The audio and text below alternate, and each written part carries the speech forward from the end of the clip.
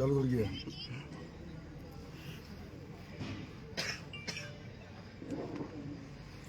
साथियों नमस्कार। जैसा कि चुनाव अपने परवान पर है और अब जब चुनाव परवान पर है तो अब नेता अपने रंग में भी आने लगेंगे और कुछ नेता जो आज तक षड्यंत्रों के माध्यम से, पैसे के माध्यम से, धन बल और बाहुबल के माध्यम से चुनाव जीतते थे, वो उसका प्रयोग करने में हिचकिचाहट नहीं रखेंगे। मैं सबसे पहले तो मित्रों, जो आज हम जब सारथल की तरफ अपने दौरे पे गए तो मैं एक गांव में पहुंचा, डोगरी खो। और डोगरी खो में मैं जब गया तो ये गांव पूरा लोधा समाज का था। लगभग 250 वोट इस गांव में थे। गांव वालों ने, पूरे गांव वाले इकट्ठे हुए। गांव वालों ने बताया कि साहब 1 महीने पहले यहाँ कोई NDPS का केस हुआ है जिसमें एक गुर्जर समाज के पुलिस वाला जो लड़का था उसके गोली लगी थी और उसमें बड़ा एक मामला था जिसमें बाद में पुलिस ने कार्रवाई करी। पुलिस ने पूरे गांव वालों पे दबिश दी और बाद में जब वो मुलजिम भी पकड़ में आ गया था, जो मुलजिम गांव का था, उसके अलावा एक मुलजिम जो विश्नोई था, बाहर का कोई विश्नोई बताया, जो धंधा करता था, जो बाहर की वो गैंग थी जो गोली मार के गई, वो अभी तक पकड़ में नहीं आई है। लेकिन पुलिस ने उनकी आड़ में, इतना संवेदनशील मामला था, इतना गंभीर मामला था कि ऐसे गंभीर मामले में जहां पुलिस के सिपाही की जान जोखिम में हुई थी, जहां पुलिस के सिपाही को बेरहमी से उन तस्करों ने कुचला था, उसको गोली मारी, उसके ऊपर आगे पीछे करके गाड़ी फेरी थी। और आज भी वो जो पुलिस का सिपाही है, लड़का, वो एडमिट था, उसकी यहाँ पे लोगों ने मदद भी करी थी। उसके बाद भी कुछ पुलिस वाले इतने बेरहम, इतने बेदर्द, जो उस पुलिस वाले की जान के उसमें भी रिश्वत लेने से नहीं चूके, उसमें भी पैसा कमाने से नहीं चूके। और आज जब मैं उस डोगरी खो गांव में जब गया तो लोगों ने कहा कि साहब लगभग यहाँ से 60 लाख रुपए पुलिस वसूल के ले गई है। हर घर से, किसी घर से 50,000, किसी घर से लाख रुपए, क्योंकि पूरा गांव 20-30 दिन तक खेतों में रहा है, जंगल में रहा है। और जो भी व्यक्ति जब भी थाने में गया तो प्रत्येक घर से, प्रत्येक उससे वसूली हुई है और लगभग 60 लाख के रुपए यहाँ पे वसूली की गई है। जब मैं मंच पे वहाँ बोल रहा था, ये माता जी है, जिनका क्या नाम माता जी? कौशल्या भाई, आपका? कल्याणी भाई। और ये इनकी बेटी है। ये मेरे पास आके रोने लग गई कि इन्होंने, कौशल्या भाई ने कहा कि साहब रात को 3 बजे पुलिस आके मेरे पति को उठा ले गई और उठाने के बाद जब मैं उनको पानी पिलाने गई तो वो मिले नहीं मिलने पर मैंने ढूंढा तो पता लगा कि उनको पुलिस उठा के ले गई है। इनके पति को, जो कौशल्या भाई है, इनके पति को 7 दिन तक पुलिस ने अपनी कस्टडी में रखा। और जब इनके बेटों पैसा मांगा, इनके बेटों ने जब 3.5 लाख रुपए सारथल थाने में दिए, उसके बाद इनके पति को, जो आज बुजुर्ग है, बीमार है, उनको छोड़ा। उसके बाद आप, पति का क्या नाम है आपका? हाँ, बीरम लोधा। इनके पति का नाम है बीरम लोधा। और जो मुलजिम था, जो आज जेल में पड़ा है, उसका नाम भी बीरम लोधा था। ये काकी बता रही है कि उस गांव में 4 बीरम नाम के लड़के हैं। एक नाम का 4, पिताजी का भी नाम बैर और उनका बेटा का नाम बैर। ये बता रही है कि भाई जो 4 नाम वहाँ पे बीरम नाम के 4 नाम थे और उनके पिताओं के नाम भी सेम थे।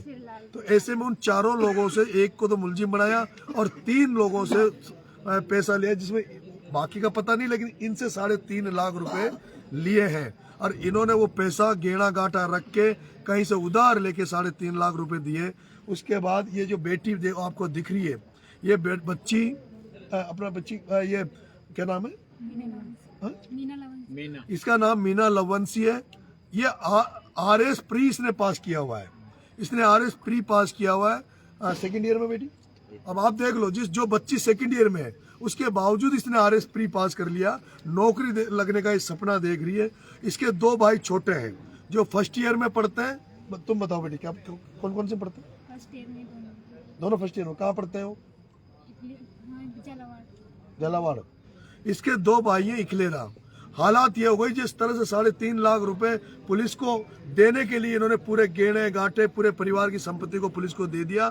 आज ये बेटी जो RS बनने जा रही थी, जो नौकरी लगने का सपना देख रही थी, वो सब कुछ छोड़ के घर बैठी है। इसने बेटी ने ये कह रही थी कि मैंने तो मेरे घर वालों को ये भी नहीं बताया कि मैं RS में पास हो गई, क्योंकि ये ऑलरेडी इतनी टेंशन में थी। इसके बच्चे इसके जो 2 भाई है जो बेरोजगार, जो लड़के फर्स्ट ईयर में पढ़ते थे, उनको इन्होंने मजदूरी पे भेजा है। कहाँ भेजा है आपने? अभी मेहनत करता इकलेरा। वही कर रहा। 2 बच्चे जो फर्स्ट ईयर में पढ़ते थे, उनको इन आंटी जी ने कहा कि हमने उनको भी मजदूरी में भेज दिया, हमारे पास खाने के भी पैसे नहीं है। आज हालात ये है कि इस आचार संहिता के तहत हमें भी मजबूर कर रखा है कि चुनाव आयोग ने कि हम इस समय जब तक चुनाव होगा तब तक हम किसी की आर्थिक मदद कर नहीं सकते। अगर हम कोई भी प्रलोभन किसी मतदाता को नहीं दे सकते, इसलिए हम आज मजबूर हैं, इनकी मदद हम नहीं कर सकते। लेकिन दुर्भाग्य की बात है कि किस तरह से पूरे गांव को लूटा गया, पूरे गांव को दुख दिया गया। और उसके बाद जब मुझे ये घटना पता लगी तो मैं इनको SP के पास लेके गया हूं और SP ने यह आश्वासन दिया हमें कि भाई जल्दी से इस केस की जांच कराएंगे और जो भी दोषी होगा उसके खिलाफ उनको सजा दिलाएंगे। लेकिन मैं मेरी इस लाइव के माध्यम से ये कहना चाहता हूँ, क्योंकि हर आदमी ये चाहता है कि चुनाव हमारा शांतिप्रिय रूप से हो जाए, हम ऐसा कोई काम नहीं करें जिससे चुनाव में विघ्न हो। इसीलिए आज मैंने शांति से SP को जाके ये पूरा मामला बता दिया है। अब SP क्या कार्रवाई करे, ये SP का हेडेक है, पुलिस का हेडेक है। हाँ, लेकिन अगर पुलिस इस मामले में उचित कार्रवाई नहीं करती हो, जो भी इसका इन्वेस्टिगेशन ऑफिसर हो, जो भी इसमें इन्वॉल्व हो, कोई भी सिपाही हो, थानेदार हो, डिप्टी हो, CI हो, उनके खिलाफ 3 तारीख के पहले अगर कार्रवाई नहीं करते हैं तो चुनाव का रिजल्ट आएगा 3 तारीख को। और 3 तारीख को जब चुनाव का रिजल्ट आएगा तो हम सब लोग रिजल्ट सुनने 12 में जाएंगे और 12 में रिजल्ट आने के बाद चाहे हम चुनाव हारे या जीते, एक तो इन दोनों माँ और बहनों को इनको न्याय दिलाने के लिए मैं चुनाव वहां से निकलते पोलिंग बूथ से कलेक्ट्री का घेराव करूंगा 3 तारीख को। ये मैं आपसे कह देना चाहता हूं। इसके साथ साथ हमारे 2 मुद्दे और हैं।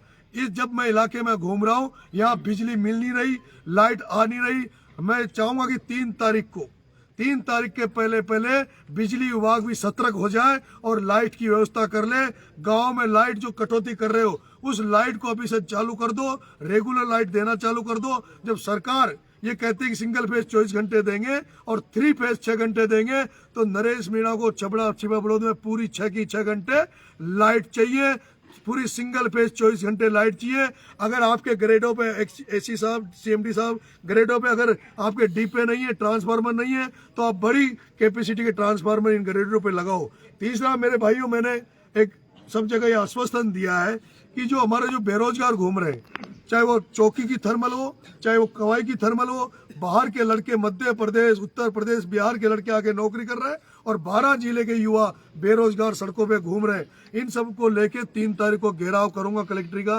लेकिन मेरा मेन मुद्दा, अभी 2 मुद्दा मेन है। एक तो बिजली का मुद्दा और ये जो बहन है, ये जो बैठी है, इनको अगर मेरा निवेदन है 3 तारीख के पहले जो इनसे रिश्वत ली, उन रिश्वतखोरों ने, उन चोरों ने, उन वर्दी के पीछे जो वो दलाल घूम रहे हैं, उनसे निवेदन है इनके या तो पैसा घर जाके इनका पैसा दे देना, नहीं तो मेरे से बुरा कोई नहीं होगा। और मैं कहना चाहता हूँ, मैं आज देख रहा हूँ कि छबड़ा की धरती पे जहाँ पुलिस में, थाने में हम घुसते हैं तो एक लाइन लिखी रहती है, आम जन में विश्वास और बदमाशों में भय, गुंडों में भय। लेकिन यहाँ उल्टा हो रहा है, यहाँ ये लग रहा है कि आम जन में भय का माहौल है और गुंडों में, दलालों में, नेताओं के एजेंटों में, उनमें विश्वास की भावना है। उनको ऐसा लगता है कि हम जनता को जितना लूट सके, जितना खून चूस सके उतना खून चूस सकते हैं, जनता को लूट सकते हैं, हमारा कोई कुछ बिगाड़ने वाला नहीं है। और मैंने इनके गांव में देखा है, इनके गांव में भी जो पुलिस ने पैसे वसूल किए उनमें भी कोई न कोई दलाल थे। और इस तरह के दलाल अफीम के नाम पर, बैंकों की केसीसी के नाम पर यहाँ हजारों की संख्या में सफेद कपड़े पहन के दलाल घूम रहे, नेताओं के कपड़े पहन के दलाल घूम रहे। यहाँ मैं देख रहा हूँ, यहाँ ज्यादातर नेता नहीं है, यहाँ तो नेताओं के रूप में बेरूपिया है, दलाल है, एजेंट है। यहाँ तो पहली बार जो मेरे साथ जो लड़के घूम रहे हैं, जो युवा साथी हैं, जो इस छबड़ा छिपौड़ी नहीं पूरी हालती में परिवर्तन लाना चाहती है, वो मेरे साथ है। और मित्रों, कल से जो मैं, क्योंकि अभी बहुत सारे गांव बचे हुए हैं, पूरे गांव 25 तारीख तक हो नहीं सकते, इसलिए कल के दौरे में जिन भी गांवों में मैं जाऊं और वो मेरी बात को सुन रहे हो, तो मेरी आपसे हाथ जोड़ के विनती है, कृपा करके घोड़ी मत रखना, डीजे मत रखना। जहां आप मीटिंग रखो वहां मेरे को सीधा वहां बुला के और आपस में बात कर लेंगे, जो भी व्यू रचना है उसको रख लेंगे। कृपा करके मेरा टाइम वेस्ट ना करें, मुझे ज्यादा से ज्यादा गांव में जाने दो ताकि मैं ज्यादा से ज्यादा लोगों से मिल सकूं, ज्यादा से ज्यादा लोगों से संपर्क करूं और उनसे वोट और समर्थन ले सकूं। धन्यवाद साहब, राम राम साहब। एक निवेदन और है, अभी कुछ बार एक खबरें आ रही है, चुनाव का अंतिम पड़ाव है। कुछ लोग, हो सकता है मेरे भाइयों, हमारे कार्यालय पे भी हजारों लड़के रहते हैं, कोई भी कार्यालय पे दारू पी के, शराब पीकर अगर आ जाए तो उसको सीधा थाने में बंद करा देना। कोई भी इस कार्यालय पे शराब पी के, दारू पी के अगर कोई दिख गया तो उसको सीधा थाने पे बंद करा दो।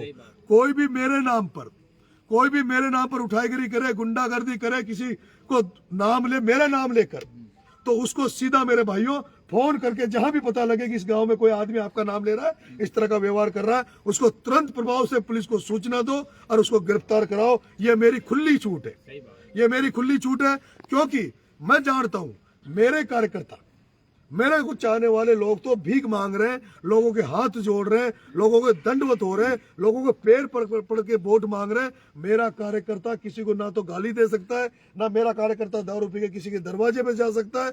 ये जो भी करेंगे, क्योंकि यहाँ ये ऐसा पहले भी हुआ है, एक बार राजभा लड़ी थी 2013 में, तब इस प्रताप सिंह सिंघवी ने अपने गुंडों को भेज के और कुछ उल्टे सुल्टे नारे लगवाए थे, उल्टी सुल्टी वो करवाई थी हरकतें, और उसके बाद वो चुनाव बदल गया था। ये मेरे चुनाव को, अपने चुनाव को भी इस तरह की बिगाड़ने का प्रयास करेगा। इसलिए आम जनता से निवेदन है, आपका बेटा सेवा करने आया, आपका बेटा बदमाशों का इलाज करने आया, आपका बेटा दलालों का इलाज करने आया, आपका बेटा ये जो भ्रष्ट पुलिस वाले, भ्रष्ट तहसील में बैठे, ये जो भ्रष्ट कर्मचारी है, ये जो भ्रष्टाचार कर रहे हैं, इनका इलाज करने आया है। आपको लगे कि आपका बेटा आपकी अपेक्षाओं पे खरा उतरेगा, आपका बेटा आपके विश्वास पे खरा उतरेगा, तो मुझे वोट देना, नहीं तो फिर आपकी मर्जी, जिसको चाहो जिसको एमएलए बनाना। धन्यवाद, राम राम।